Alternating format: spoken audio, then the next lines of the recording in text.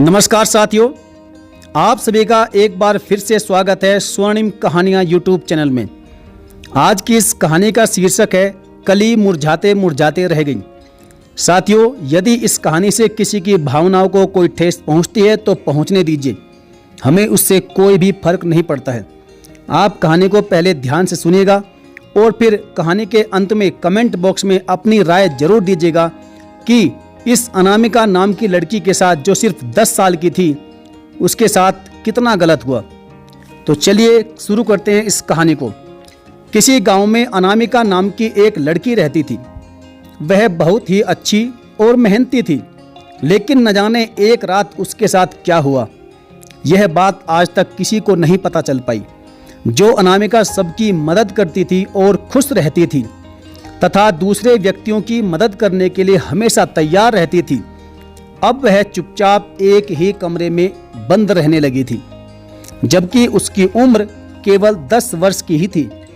एक दिन अचानक उसकी बड़ी बहन अनीता अपने ससुराल से अपने घर आती है और देखती है कि उसकी छोटी बहन अब पहले जैसा हंसना बोलना छोड़कर अकेले ही चुपचाप रहने लगी थी।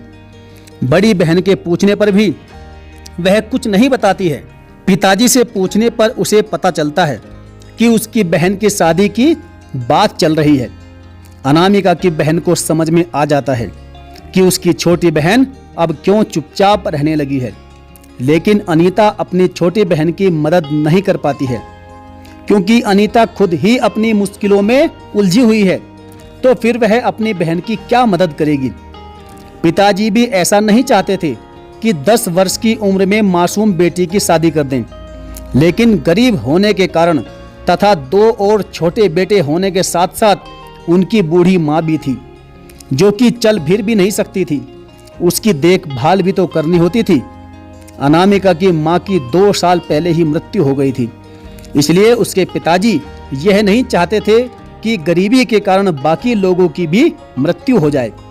पिता ने सोचा, आज नहीं तो कल छोटी बेटी की शादी करनी ही है, तो क्यों ना आज ही कर दिया जाए।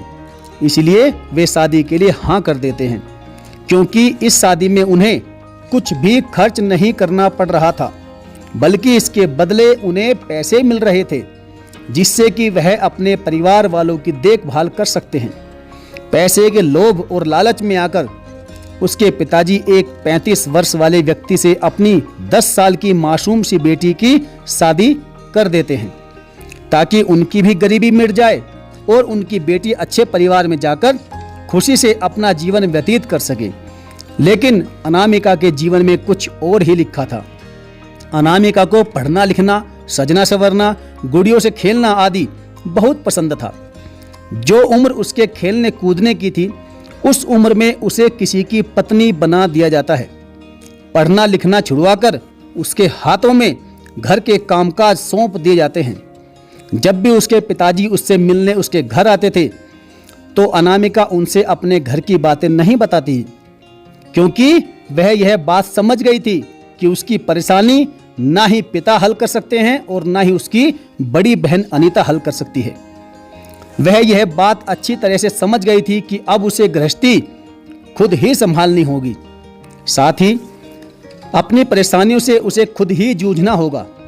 10 साल बाद उसके पति की भी मृत्यु हो जाती है। अनामिका अब और भी अकेली हो गई थी। परिवार वाले अब पहले से भी ज्यादा बुरा व्यवहार करते थे उसके साथ। उससे दिन भर काम करवाते थे, साथ ही यदि वह कभी अच्छे कपड़े पहनती या सजती तो उसके घर वाले ताना मारते और बोलते कि विधवा औरत कभी बिंदी चूड़ी आदि नहीं पहनती। इन बातों से अनामिका का मन बहुत दुखता था और बेचारी किसी से कुछ नहीं कह पाती थी। अब उसका जीवन पहले से भी बदतर हो गया था। जिस आयु में उसकी शादी हुई थी, उस उम्र में उसे कुछ भी समझ नहीं थी कि पति का मतलब क्या होता है, और जब पति का मतलब जानने लगी थी तो उसके घर वाले उसके जीवन से इन सब चीजों का महत्व खत्म करना चाह रहे थे। जो युवावस्था उसके रंगीन सपने देखने की थी, अब उसे रंगीन सपने भी देखना मना हो गया था। हमारा समाज इन सब बातों को नीची नजर से देखता है। लोग इसे कलंक मानते हैं और बोलते हैं कि यह सब विधवा पर शोभा नहीं देता है। अनामिका के पति बहुत ही अच्छे इंसान थे। वह अपना समय निकालकर रात में अनामिका को रोज पढ़ाते थे और सही गलत के बारे में भी उसे समझाते थे। वह यह अच्छी तरह से समझ सकते थे कि अनामिका उम्र में उनसे काफी छोटी थी, लेकिन उनकी मां के कहने पर जबरदस्ती उसकी शादी करा दी गई थी। अनामिका को समाज वालों की पुरानी बातें पसंद नहीं थी। वह खुद के पैरों पर खड़ा होना चाहती थी। 22 वर्ष की आयु में वह पढ़ाई करके एक ऑफिसर के पद पर पहुंच जाती है। उसे अपने परिवार वालों से कई तरह की मुश्किलों का सामना करना पड़ा, लेकिन उसने हिम्मत नहीं हारी और अपने लक्ष्य के प्रति आगे बढ़ती रही। एक दिन उसे उसकी मंजिल मिल गई। आज वह अपने पिताजी तथा अपनी बड़ी बहन की मदद कर रही है। साथ ही उसने अपनी बड़ी बहन को उसकी परेशानियों से भी मुक्त करवाया।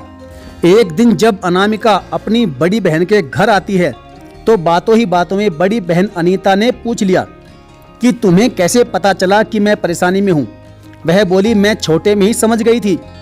जब तुम एक दिन पिताजी से मिलने घर आई थी तो तुम्हारे छोटे बेटे से पूछने पर मुझे पता चला कि तुम्हारे घर वाले तुम्हें मारते हैं और दहेज मांगते हैं। मैंने तुम्हारे हाथों पर मार के निशान भी देख लिए थे, जिसे तुम हम सबसे छुपा रही थी। उस दिन तुम घर पर खुद नहीं आई थी, बल्कि तुम्हें भेजा गया था। लेकिन तुम पिताजी की खस्ता हालत देखकर समझ गई थी कि पिताजी चाहकर भी तुम्हारी मदद नहीं कर पाएंगे।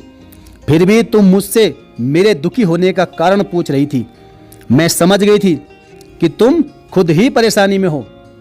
तब मैं तुम्हें और ज्यादा तकलीफ नहीं देना चाहती थी।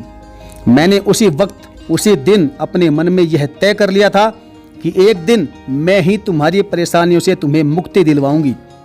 तुम्हें मुक्ति दिलाने में कुछ समय ज्यादा ही लग गया, पर आज तुम अपने घर में आजादी से रह सकती हो। अब तुम्हें किसी से डरने की कोई भी जरूरत नहीं है और तुम अपने बच्चों की देखरेख और उनका लालन पालन अच्छी तरीके से कर सकती हो। मैं आज एक ऊंचे पद पर हूँ और समाज में चल रही अंधविश्वासी बातों तथा दहेज प्रथा और स्त्रियों पर हो रहे अन्याय को रोकने के लिए ही मुझे इस पद के लिए चयन किया गया है और मैं इसे पूरी निष्ठा के साथ करके दिखाऊंगी। यह सब सुनकर उसकी बड़ी बहन अनीता की आंखों में आंसू आ जाते हैं। साथ ही वह बहुत खुश भी होती है कि अब उनके परिवार को किसी का मोहताज नहीं बनना पड़ेगा। आगे चलकर अनामिका ने अपने छोटे भाइयों को अच्छी शिक्षा दिलाई और बूढ़े पिताजी का ध्यान भी रखा। 2 साल बाद अनामिका की मुलाकात उसी के दफ्तर में उसके बचपन के साथी पंकज से होती है। पंकज अनामिका को बचपन से ही प्यार करता था। खेल खेल में अनामिका और पंकज पति पत्नी बना करते थे। किसी कारणवश अनामिका की शादी उससे बड़े व्यक्ति से हो गई होती है। इस बात का पता पंकज को देर से चलता है और उस वक्त पंकज भी ज्यादा बड़ा नहीं था, लेकिन वह सही गलत सब समझता था। वह उस वक्त अपने दिल की बातें अनामिका से कह नहीं पाया था, लेकिन आज उसने अनामिका के बारे में सब कुछ जानते हुए भी दिल की बात कहकर अनामिका से विवाह करने की बात कही। अनामिका उसकी बातों को सुनकर यह फैसला करती है कि वह पंकज से ही शादी करेगी। आगे चलकर अनामिका के जीवन में पंकज के आ जाने से उसे उसकी सारी खुशियां मिल जाती है। दोनों खुशी से अपना जीवन व्यतीत कर रहे हैं। 1 साल बाद अनामिका 2 जुड़वा बच्चों को जन्म देती है और दोनों खुशहाल तरीके से अपना जीवन यापन करते हैं।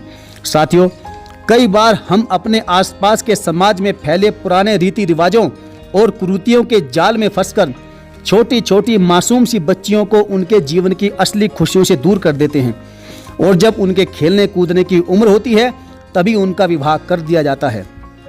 आज भी ऐसी कुरीतियां और ऐसी प्रथाएं, ऐसे रीति रिवाज हमारे भारतीय समाज में कई जगहों पर देखने को मिलते हैं।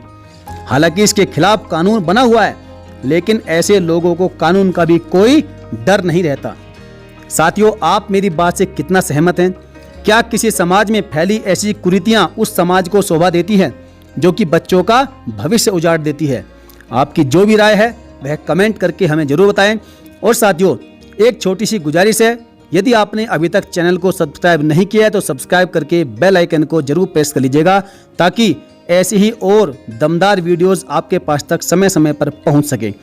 चलिए साथियों, मिलेंगे फिर और किसी बेहतरीन वीडियो के साथ में। तब तक के लिए स्वस्थ रहिए, मस्त रहिए। धन्यवाद। जय हिंद।